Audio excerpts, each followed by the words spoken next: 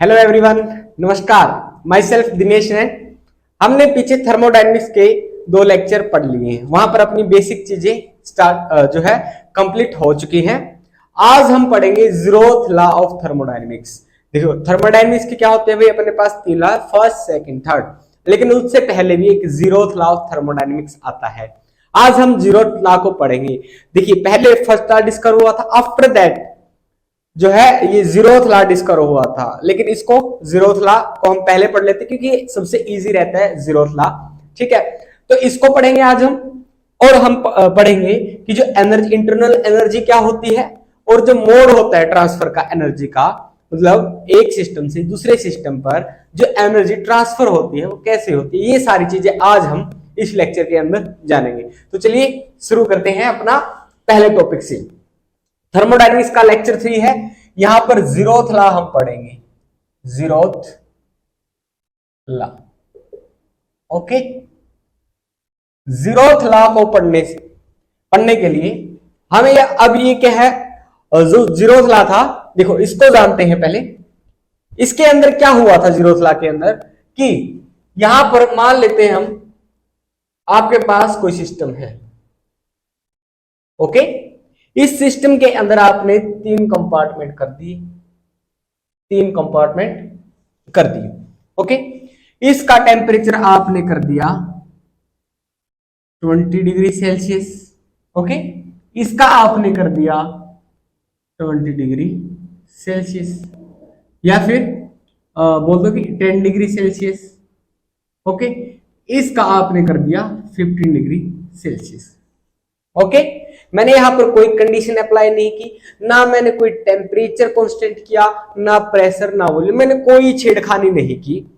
ठीक है, इसके साथ जैसे कि हम इसे ऐसे समझिए, ये मेरे पास बोतल है, इसको मैंने 3 हिस्सों के अंदर कट कर दिया। ठीक है, ये कैप वाला जो है अलग, इसका टेम्परेचर अलग कर दिया, बीच वाले का टेम्परेचर अलग और साइड वाले का टेम्परेचर अलग। ओके, यहां पर कोई कंडीशंस अप्लाई नहीं, कुछ नहीं हुआ। आफ्टर सम टाइम, थोड़े टाइम बाद आप ये देखोगे इन सभी का टेम्परेचर कांस्टेंट हो जाए, मतलब मिल जाएगा। ये जो आपने 3 कंपार्टमेंट लिए, इनका जो टेम्परेचर है, मान लेते हैं हम फाइनल टेम्परेचर 17 डिग्री सेल्सियस चला गया, तो हमें तीनों कंपार्टमेंट का 17 डिग्री सेल्सियस टेम्परेचर मिल जाएगा। ओके, मतलब ये क्या हुआ, ये हाईयर टेम्परेचर था, ये लोअर था, ये उससे ज्यादा लोअर था। उसके बाद हमने सिस्टम के साथ कोई छेड़खानी नहीं की, क्या हो गया, वहां पर सभी का टेम्परेचर सेम हो गया। इसी को हम बोलते हैं zeroth law, zeroth law.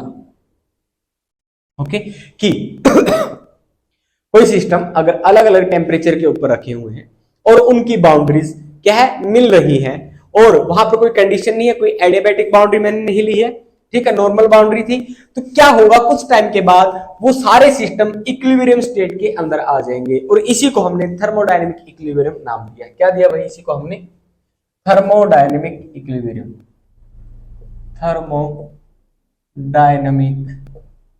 Equilibrium. Okay, अब देखो थर्मोडायनेमिक प्रोसेस के बारे में मैं आपको पीछे बता चुका। क्या होता है थर्मोडायनेमिक प्रोसेस, से होता है कि कोई सिस्टम एक स्टेट से दूसरी स्टेट पे जाता है, तो वो थर्मोडायनेमिक सिस्टम कहलाता है। इक्विलिब्रियम क्या होगा कि यहां पर अपने पास 2 सिस्टम, मतलब ये इनिशियल स्टेज है सिस्टम की, इनिशियल है, और ये फाइनल है। ठीक है, सिस्टम को हम कैसे बताते हैं, वेरिएबल्स के अंदर बताते हैं। सिस्टम के जो है कौन कौन से थे, P1, V1, T1, N1। Okay, तो यहां पर है P2, V2, T2, N2। Okay, क्या होगा यहां पर, क्या होगा जब थर्मोडायनेमिक इक्विलिब्रियम आ जाएगा, ये स्टेज दोनों इक्विलिब्रियम के अंदर आ जाएंगी, ये स्टेज दोनों इक्विलिब्रियम के अंदर आ जाएगी। यहां मैंने 3 सिस्टम लेके चला, P1, P2, P3, T1, T2, T3, V1, V2, V3। जब मैंने इनको मिक्स कर दिया, मतलब एक बॉक्स के अंदर मिक्स कर दिया, ये समझो आप इसको, कि मैंने जब इनको मिक्स कर दिया तो क्या हुआ, तो यहां पर ये हुआ, ये सारा इक्विलिब्रियम के अंदर आ गया, और इसको हम बोलते हैं थर्मोडायनेमिक इक्विलिब्रियम। क्या बोलेंगे इसको बोलेंगे हम भाई thermodynamic equilibrium. Okay, same as it is mechanical equilibrium होता है, मैकेनिकल इक्विलिब्रियम होता है। ओके, थर्मोडायनेमिक इक्विलिब्रियम का मतलब क्या है कि यहां पर अब कोई स्टेट के अंदर चेंज नहीं आएगा, जो स्टेट चेंज हो गई है वो फाइनल जाके एक जगह पे रुक जाएगी, नेट चेंज वहां पर जीरो रहेगा, वो आ जाएगा थर्मोडायनेमिक इक्विलिब्रियम। देखिए इक्विलिब्रियम भी टू टाइप का होता है, एक डायनेमिक होता है, एक स्टैटिक होता है, वो हम इक्विलिब्रियम के अंदर जा रहे हैं, उनके अंदर डीपली से अच्छे से बताएंगे आप लोगों को। अभी यहाँ पर जो है थर्मोडायनेमिक इक्विलिब्रियम की बात कर लेते हैं। यहाँ पर नेट चेंज क्या है, जीरो रहेगा इनिशियल का और फाइनल के अंदर। जो चेंज आना था वो चेंज आ गया है, जो चेंज आना था वो आ गया है, और इसको हम थर्मोडायनेमिक इक्विलिब्रियम बोलेंगे। मैकेनिकल में होता है भाई वर्क डन, तो यहां पर नो वर्क डन, जब कोई वर्क डन नहीं हो उसको हम मैकेनिकल इक्विलिब्रियम बोलेंगे। उसको क्या बोलेंगे भाई, हम उसको मैकेनिकल इक्विलिब्रियम का नाम दे देंगे। ओके, उसके बाद केमिकल इक्विलिब्रियम होता है एक, केमिकल इक्विलिब्रियम। यहां पर रिएक्शन के अंदर चेंज नहीं आता, no change in chemical composition,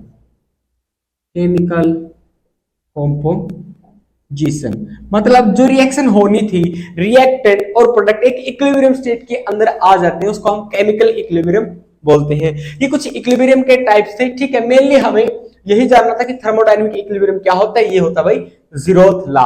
thermodynamics का जीरोथ लॉ हमने जो थर्मोडायनेमिक इक्विलिब्रियम है उसी को बोला गया। अब हम बात कर लेते हैं इंटरनल एनर्जी की, उसकी चर्चा लास्ट तक बनी रहेगी, तो उसको समझना बहुत जरूरी होगा। इंटरनल एनर्जी का क्या समझना बहुत जरूरी है भाई, इंटरनल एनर्जी को। तो internal energy, next topic is internal energy. Okay, देखो अब कोई सब्सटेंस है, कोई मॉलिक्यूल है, ओके, मान लेते हैं अपने पास, हम इस मार्कर को क्या करते हैं, स्टडी करते हैं। ये अपना सिस्टम है, इस मार्कर को हमने स्टडी करना है। होगा क्या, इसके अंदर मॉलिक्यूल है, हमें पता है क्या कर रहे हैं, वाइब्रेट कर रहे हैं, रोटेट भी करेंगे, ठीक है। इलेक्ट्रॉनिकली भी वो क्या है, वहां पर जो वाइब्रेशंस होता है, मोशन होता रहता है, इलेक्ट्रॉनिक मोशन भी होता है। ओके, तो उसके पास ना ढेर सारी एनर्जी पड़ी हुई है, जैसे कि vibrational energy, rotational energy, okay, bond dissociation energy, potential energy, kinetic energy, मतलब बहुत सारी एनर्जी हो गई एक जो है सिस्टम के पास। तो उन सिस्टम को हमें पढ़ना पड़ेगा, उसकी एनर्जी के बारे में हम बात करेंगे कि इसके पास एनर्जी है या कम हुई या ज्यादा हुई, वही बात करेंगे। इसके पास एनर्जी कितनी है, कम है एनर्जी कितनी, कम है, ज्यादा है कितनी, ज्यादा है, वो चीज जानेंगे ना किसी सिस्टम के बारे में। तो जो ये सब का सम हो गया, ठीक है, इनको हम इंटरनल एनर्जी बोलते हैं, ठीक है। सम ऑफ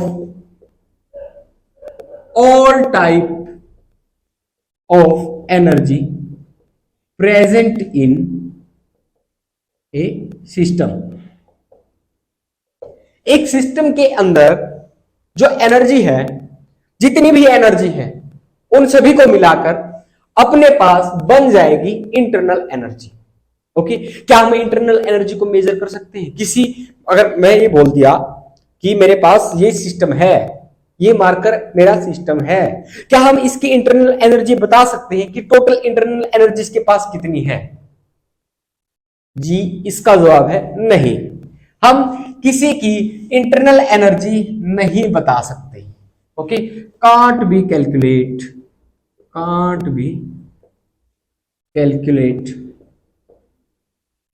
टोटल एनर्जी या टोटल इंटरनल एनर्जी। फिर इसे पढ़ते क्यों है, जब इसको हम जो है काउंट ही नहीं कर सकते या कैलकुलेट नहीं कर सकते, तो पढ़ने का क्या मतलब बनता है? तो इसे हम पढ़ते इसलिए हम इसका चेंज कैलकुलेट कर सकते हैं, ठीक है। But we can calculate change in internal energy, ठीक है। एनालॉजी से समझे, इंटरनल एनर्जी को चेंज कैसे कैलकुलेट करते हैं, उसको टोटल क्यों नहीं कैलकुलेट कर सकते ऐसा क्या है इसके पास कि इसको हम कैलकुलेट नहीं कर सकते? तो जानिए, इसको आप कुछ इस तरह समझिए कि ये आपके पास एक ट्यूबवेल है, कुआं है। ओके, अब कुआं हमें नहीं पता कितना गहरा है, लेकिन इसके अंदर यहां तक मान लेते हैं हम पानी भरा हुआ है। ओके, नीचे कहीं तक भी जा सकता है, कुएं का थोड़ी ना पता है कि भाई कितना गहरा है, नहीं पता ना हमें कितना गहरा है। अब आपने क्या किया, यहां से क्या किया, 100 लीटर पानी बाहर निकाल दिया, 100 लीटर। अच्छा, इंटरनल एनर्जी को हम ई से डिनोट कर देते हैं, ई से। ओके, ई से 100 लीटर पानी मैंने यहां से बाहर निकाल दिया। अब क्या होगा, अब ये हुआ कि मैं ये बता सकता हूं कि पहले इतना था तो 100 लीटर निकालने से थोड़ा कम हो गया, पानी घटे तो गा ना जब हम निकालेंगे, ठीक है, पानी कम हो गया। तो मैं ये बता सकता हूं कि पहले यहां तक का पानी था, अब यहां तक का पानी है। बता सकता हूं कि नहीं बता सकता हूं, है ना, बता सकता हूं ना कि पहले तो इतना पानी था, अब वहां से जब मैंने उसके अंदर से 100 लीटर पानी बाहर निकाल लिया, यहां इतना पानी बच गया। जो ये पानी चेंज हुआ, इसको तो कैलकुलेट कर सकते हैं ना, 100 लीटर निकाला है, कितना निकाला है, 100 लीटर निकाला है, तो हम चेंज कैलकुलेट कर रहे हैं वहां पर, किसका, पानी का। सेम चीज आप यहां पर लागू कीजिए। हम यहां पर इंटरनल एनर्जी नहीं बता सकते कितनी है, लेकिन अगर वो कोई एनर्जी गेन कर रहा है या एनर्जी लॉस कर रहा है तो हम ये बता सकते हैं भाई इसके अंदर इतना एनर्जी के अंदर चेंज आया, तो we can calculate change in internal energy. हम इंटरनल एनर्जी के अंदर आने वाला चेंज को कैलकुलेट कर सकते हैं, ठीक है, आने वाले चेंज को कैलकुलेट कर सकते हैं। आगे चलते हैं। अब ये एनर्जी है, देखो जो एनर्जी है या तो किसी सिस्टम के अंदर ऐड होगी या वो बाहर निकलेगी, दो ही चीज हो सकती है ना, या तो एनर्जी ऐड हो जाए या एनर्जी बाहर निकल जाए, दो चीज पॉसिबल है। ओके, अब उनको हम कैसे कैलकुलेट करते हैं भाई, एनर्जी को उनको हम कैसे कैलकुलेट करते हैं वो देखो कि कैसे बताएं ये एनर्जी आई या गई। तो आपको यहां पर मैं साइन कन्वेंशन सिखा रहा हूं कि एस आई की जो साइन कन्वेंशन है,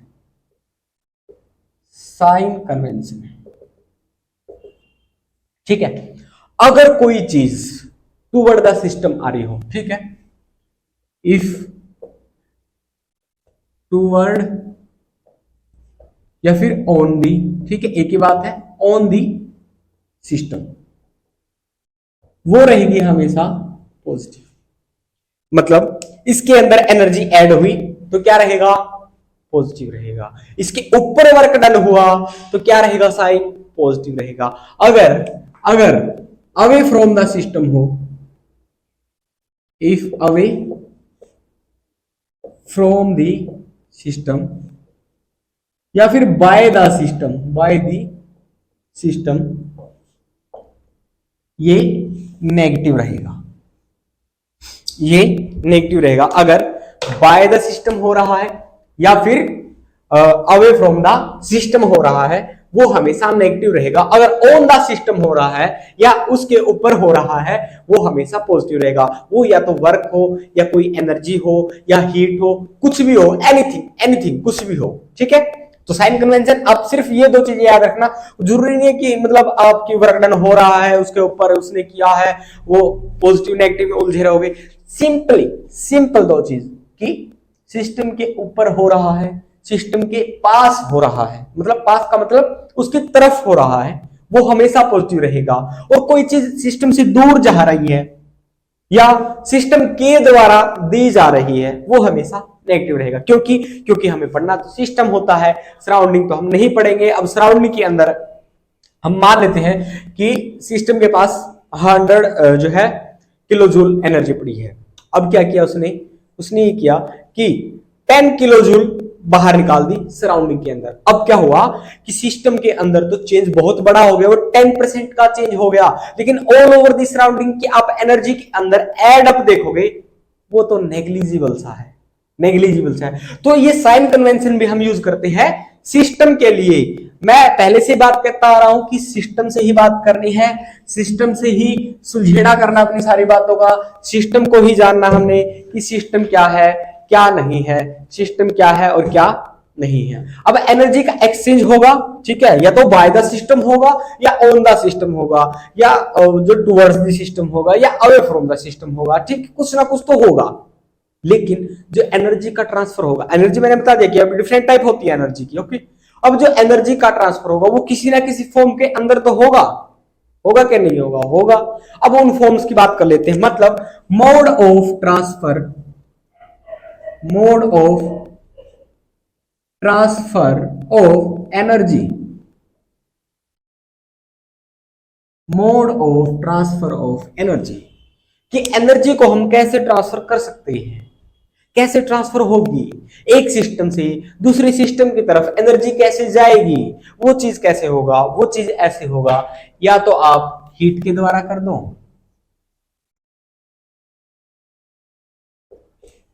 एक सेकेंड, या तो आप हीट से कर दो या आप वर्क से कर दो, ठीक है। तो आपके पास रहते दो मेथड, क्या, हीट और वर्क। हीट को हम क्यू से डिनोट करते हैं, वर्क को हम डब्ल्यू से डिनोट करते हैं। अब इनको जानते हैं, ठीक है, इनको जानते हैं कि कैसे होता है, क्या होता है, क्यों होता है, किस लिए होता है, ओके। वर्क डन को आज हम पीवी की फॉर्म में भी लिख लेंगे, वर्क डन को हम पीवी की फॉर्म में जो है लिख लेंगे, कैसे होता है कैसे नहीं होता है। चलिए हीट से स्टार्ट करते हैं। अगर हम किसी सिस्टम को हीट देते हैं, हीट देते हैं, हीट नहीं दे रहे होते हम क्या दे रहे होते हैं उसको, thermal energy in the form of heat. अगर आपको कोई ये बोलता है कि हीट एक एनर्जी है, हीट एनर्जी नहीं है भाई, हीट तो mode of transfer of energy है, वो एक तरीका है एनर्जी को ट्रांसफर करने का एक सिस्टम से दूसरे सिस्टम की तरफ। जैसे कि अपने पास, मैं यहां से लेक्चर डिलीवर कर रहा हूं आपके पास, अपने पास एक इंटरनेट माध्यम है, ठीक है, तो यहां पर एनर्जी ट्रांसफर करने का क्या माध्यम है, heat. Heat heat is not a energy, energy thermal, ठीक है, या एनर्जी कुछ भी फॉर्म हो उसको हम चेंज कर सकते हैं, भेज सकते हैं एक सिस्टम से दूसरे सिस्टम की तरफ, हीट से या वर्क से। तो ये आ गया हीट। हीट अगर मैंने सिस्टम को दी, साइन कन्वेंशन मैंने पढ़ा दिया, हीट अगर मैंने सिस्टम को दी मतलब पॉजिटिव साइन, अगर सिस्टम ने बाहर निकाल दी मतलब नेगेटिव साइन, ठीक है। एक बात और ध्यान रखिएगा, जहां पर वर्क डन पॉजिटिव होगा वहां पर हीट माइनस का रहेगा, या फिर अगर हीट प्लस का है तो वहां वर्क डन माइनस का हो जाएगा, ओके। चलिए ये सिर्फ हीट का छोटा सा कंसेप्ट था। हाँ एक बात और, कि अगर सिस्टम का टेम्परेचर ज्यादा है, ठीक है, अगर सिस्टम का टेम्परेचर ज्यादा है तो क्या करेगा, हीट को लूज करेगा इन दी सराउंडिंग।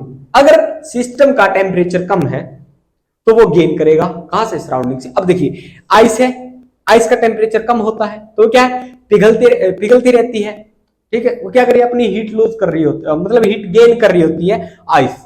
लेकिन वही एक चाय का कप रखा है, वो क्या कर रहा है, थोड़ी देर बाद ठंडा हो जाएगा। अब कुछ टाइम बाद एक तरफ आप बर्फ रखो, एक तरफ आप जो है चाय का कप रखो, क्या करना, एक घंटे बाद आप दोनों को जो है टेम्परेचर देखना, दोनों का टेम्परेचर हमें क्या मिलेगा, सेम मिलेगा। कहां से, जीरोथ लॉ से, ओके, जीरोथ लॉ हम पढ़ा चुके। तो वहां टेम्परेचर सेम आ जाएगा, मतलब एक ने हीट को गेन किया, एक ने हीट को लूज किया, ओके। तो ये हीट का कंसेप्ट था, छोटा सा कंसेप्ट था, बस हमें ये पता होना चाहिए कि heat is the mode of transfer of energy. और हीट कैसा फंक्शन है, पाथ फंक्शन है कि स्टेट फंक्शन है, ये मैं पीछे बता चुका आपको। ये क्या है, ये पाथ फंक्शन है, ये पाथ के ऊपर डिपेंड करता है कि कोई सिस्टम किस पाथ से चेंज हो रहा है। सेम वर्क भी क्या है, वर्क भी पाथ फंक्शन है, ये भी पाथ के ऊपर डिपेंड करता है, किस पाथ से जाएंगे तो वहां पर कितना वर्क डन होगा। तो ये दोनों पाथ सिस्टम होते हैं, ओके। वर्क डन पे आ जाओगे, वर्क डन की बात करते हैं। देखो वर्क डन होता है, वर्क डन जो होता है, वर्क डन W से लिखते हैं, इक्वल होता है, इक्वल होता है force into displacement, force into displacement, okay. तो मैं यहां पर अपना एक सिस्टम लेके चलता हूं, यहां पर मैं सिस्टम है मेरे पास आइसोथर्मल, आइसो थर्मल की बात कर लेते हैं। Okay, in the form of work done, calculate करते हैं अब in the form of pressure volume. इसको हम प्रेशर वॉल्यूम वर्क भी बोल देते हैं। क्या बोल देते हैं भाई? इसको प्रेशर वॉल्यूम वर्क भी बोल देते हैं। अब इसको जानो क्या होगा। ठीक है, एक्सपेंशन के लिए करते हैं पहले। मान लेते हैं अपने पास कोई वेसल है, यहां पर पिस्टन लगा हुआ है। क्या लगा हुआ है? पिस्टन लगा हुआ है। ओके, तो जब मैंने इस पिस्टन को एक्सपेंड किया, अब देखिए यहां क्या होगा, इस पिस्टन का कुछ ना कुछ एरिया होगा, उसको मैंने ए बोल दिया, ए एरिया। ओके, इस पिस्टन के ऊपर कुछ ना कुछ प्रेशर लग रहा होगा, कुछ ना कुछ प्रेशर लगेगा। ठीक है, एटमॉस्फेरिक प्रेशर है, उसको मैंने पी बोल दिया। क्या बोल दिया फिर? उसको मैंने पी बोल दिया। ओके, जो अपने पास अब क्या है, मैंने इसका स्लाइटली डिस्प्लेसमेंट करवाया। क्या करवाया? इसका डिस्प्लेसमेंट करवाया। और डिस्प्लेसमेंट कैसा? इसको थोड़ा एक्सपेंड करवा दिया। क्या किया? ये जो पिस्टन था इसको ऊपर उठा दिया, यहां तक ले गया मैं। ओके, तो अब ये पिस्टन कहां दिखाई देगा आपको? ये पिस्टन यहां आ जाएगा। ओके, तो ये जो चेंज हुआ इसको मैंने डीएल बोल दिया। स्मॉल चेंज हुआ, छोटा चेंज हुआ, इसीलिए मैंने इसको डीएल बोल दिया। क्या बोल दिया भाई? इसको मैंने डीएल बोल दिया। इतना समझे? आइसोथर्मल सिस्टम था। यहां पर एक्सपेंशन के लिए पढ़ेंगे हम, फॉर एक्सपेंशन। ओके, हम किसके लिए पढ़ेंगे? हम भाई एक्सपेंशन के लिए पढ़ेंगे कि यहां पर क्या एक्सपेंशन होने के बाद जो वर्क है वो पॉजिटिव आएगा, नेगेटिव आएगा। ओके, तो अब क्या है, देखिए यहां पर आप जो ये डिस्प्लेसमेंट हुआ, डीएल हुआ। अब हमें ये पता है प्रेशर क्या होता है। प्रेशर होता है फोर्स अपॉन एरिया। ठीक है, फोर्स पर यूनिट एरिया, कि किसी एरिया के अंदर कितनी फोर्स लग रही है उसे हम प्रेशर बोल देते हैं। तो यहां से फोर्स को मैं ऐसे लिख सकता हूं, प्रेशर इंटू एरिया हो जाएगा। तो इस फोर्स की वैल्यू मैं यहां डाल देता हूं, तो work done is equal to pressure into area. Displacement कितना हुआ है? डीएल हुआ है, स्मॉल डिस्प्लेसमेंट, तो यहां मैंने डीएल लिख दिया। एरिया इंटू लेंथ क्या बन गया? वॉल्यूम बन गया। और वॉल्यूम कैसा? अगर स्मॉल हुआ है तो मैं इसको पीडीवी लिख सकता हूं। क्या लिख सकता हूं? पीडीवी। अब मुझे बता, देखो एक्सपेंशन हो रहा है, मतलब अवे फ्रॉम द सिस्टम जा रही है चीजें। ठीक है, अवे फ्रॉम द सिस्टम जा रही है या बाय द सिस्टम जा रही है, या सिस्टम कर रहा है, एक्सपेंड हो रहा है। साइन कैसा आना चाहिए? नेगेटिव आना चाहिए, तो मैंने यहां पर नेगेटिव साइन लगा दिया। या इसे आप ऐसे भी समझ सकते हो कि ये प्रेशर मेरा नेगेटिव है। क्यों? क्योंकि ये प्रेशर एक्सर्ट किया जा रहा है किसके द्वारा? सिस्टम के द्वारा। किसके ऊपर? सराउंडिंग्स के ऊपर। किसके ऊपर? सराउंडिंग्स के ऊपर एक्सर्ट कर रहे हैं। ठीक है, तो W is equal to minus PdV, minus PDV.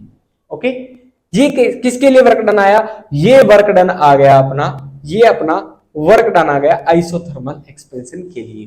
Compression की बात आ जाए तो साइन उल्टा कर दो, डायरेक्ट हो जाएगा। ओके, वर्क डन जो है इसी को आप फर्दर हम इसी चीज को एक्सपेंड करके लिखते हैं। फर्दर मैं इस चीज को एक्सपेंड कर ही देता हूं ताकि हम वर्क डन निकाल लें। किसके लिए? किसी भी थर्मल एक्सपेंशन के लिए। थर्मल एक्सपेंशन के लिए वर्क डन क्या आएगा वो हम इस इक्वेशन से निकालेंगे। W equal to minus PdV. क्या? W equal to minus PdV. Okay, यहां से निकालेंगे। कैसे किया मैंने? अब हमने यहां पर एक्सपेंशन किया था। ठीक है, ये साफ नहीं करना था, चलो ये एरिया है, इसके ऊपर प्रेशर लग रहा है, यहां चला गया, डीएल चेंज हुआ है। ओके, हाँ देखो अब क्या हुआ यहां पर, डीएल यहां से यहां वॉल्यूम बढ़ गया, वॉल्यूम V1 से V2 गया। वॉल्यूम के अंदर चेंज आएगा कि नहीं आएगा? चेंज आएगा, वॉल्यूम चेंज हो गया। तो ये क्या था? स्मॉल वॉल्यूम के लिए था। अगर मैं इसका इंटीग्रेशन कर देता हूं, क्या कर दिया मैंने? इंटीग्रेशन कर दिया। W इज इक्वल टू, ठीक है, इंटीग्रेशन कहां से? V1 से V2 तक माइनस P कांस्टेंट रहेगा तो बाहर आ जाएगा V1 V2, ठीक है, 1 बाई PV की फॉर्म में लिख या, ठीक है, V1 बाई V2 dV, ठीक है, मतलब ये हो गया W is equal to minus P V2 minus V1, इसको मैं लिख सकता हूं W is equal to minus P delta V। ये भी अपना वर्क डन हो गया किसी सिस्टम के लिए। क्या हो गया ये वर्क डन हो गया किसी सिस्टम के लिए, W equal to minus P delta V, minus P delta V। Okay, इतना आया समझ में। अगर अब हम यहां पर P की वैल्यू किसके अंदर डाल दें, हम nRT की फॉर्म में डालते हैं, इस प्रेशर की, ठीक है, जो वैल्यू है हम क्या कर देते हैं, इस प्रेशर को हम जो है nRT टेम्परेचर वगैरह की फॉर्म में लेके आते हैं। देखो अब अपने पास आइडियल गैस इक्वेशन थी PV is equal to nRT, okay, तो P is equal to nRT by V, ये हो जाएगा, ठीक है, इसको आप अलग से निकालो, okay, P is equal to nRT by V हो गया, इसको मैंने यहां डाल दिया तो ये आ जाएगा W is equal to minus nRT by V dV, okay, इसका मैंने इंटीग्रेशन कर दिया V1 से V2 तक, तो W is equal to minus nRT अंदर रहेगा, सॉरी बाहर आ जाएगा, अंदर क्या रहा V1 से V2 तक 1 by V into dV, 1 by V into dV, okay. अब यहां पर इसका डेरिवेशन का फॉर्मूला होता है डायरेक्ट, ये ln की फॉर्म में आ जाता है, नेचुरल लॉगरिथम की फॉर्म में, तो W equal to minus nRT, W is equal to minus nRT ln of V2 by V1, ठीक है, ln minus nRT ln V2 final upon में initial volume, W is equal to minus nRT ln V2 by V1, ठीक है। इसी फॉर्मूले से हम आगे बहुत सारे फॉर्मूले ड्राइव कर देंगे। जब मैं आपको चार्ट बनवाऊंगा कि हमने आइडियल गैस और रियल गैस के लिए निकालना है, क्या वर्क डन वगैरह निकालना होता है, एनर्जी के अंदर चेंज निकालना होता है, ठीक है, फिर वहां क्या करना है, रिवर्सिबल है या इरिवर्सिबल है, रिवर्सिबल है उसके लिए अलग से आ जाएगा, इरिवर्सिबल है वहां से वैक्यूम के अगेंस्ट आ जाएगा, प्रेशर के अगेंस्ट आ जाएगा, वो एक पूरा चार्ट मैं आप लोगों को बनवा दूंगा, वहीं से क्वेश्चन आएगा, ठीक है। ये सिर्फ समझाने के लिए था कि W is equal to minus nRT ln V2 by V1 कहां से आया है, तो ये यहां से आया। आई होप आपको ये यहां तक की सारी कहानी अभी थर्मो की जो है समझ में आ गई होगी। अभी यहाँ थोड़ा मैथमेटिकल कंसेप्ट चल पड़ा है, लेकिन आपका समझने वाला, याद करने वाला क्या है, W is equal to minus nRT ln V2 by V1, ये आपका याद करने वाला है, और W is equal to minus P delta V, ये आपका याद करने वाला है। तो यहाँ पर याद करने वाली अभी तक 2 ही टर्म आई है, ठीक है, हालांकि इसको मैंने ड्राइव करवा दिया है, डेरिवेशन की जरूरत पड़ती नहीं है, लेकिन बोर्ड के अंदर या स्कूल्स के अंदर पूछ लिया जाता है तो आप ये डेरिवेशन देख सकते हैं। आफ्टर दैट हम जो है आगे जब निकालेंगे वो चार्ट वगैरह हम आपको जो है देंगे सारा, और वहीं से आपके सारे क्वेश्चन सोल्व हो जाएंगे नीट जेईई के लेवल के, वहां से हम कैलकुलेट कर लेंगे आराम से। तो अभी भी आप अगर ये याद कर पाओ तो बहुत अच्छा है, अगर नहीं कर पा रहे तो कोई बात नहीं, आगे चार्ट के अंदर करवा देंगे, टेंशन लेने वाली बात नहीं है, आराम से अपना थर्मो अच्छे से हो जाएगा। आप इसका क्वेश्चन, कोई भी क्वेश्चन नहीं छोड़ने वाले, जो अपना पूरा लेक्चर, जो पूरी सीरीज है इस चैप्टर की, पूरी स्टार्टिंग से देखिएगा, आपके सारे क्वेश्चन सोल्व हो जाएंगे, ठीक है। तो चैनल को सब्सक्राइब कर लीजिए, वीडियो को शेयर कर दीजिएगा, मिलते हैं अगले लेक्चर के अंदर। जय हिंद।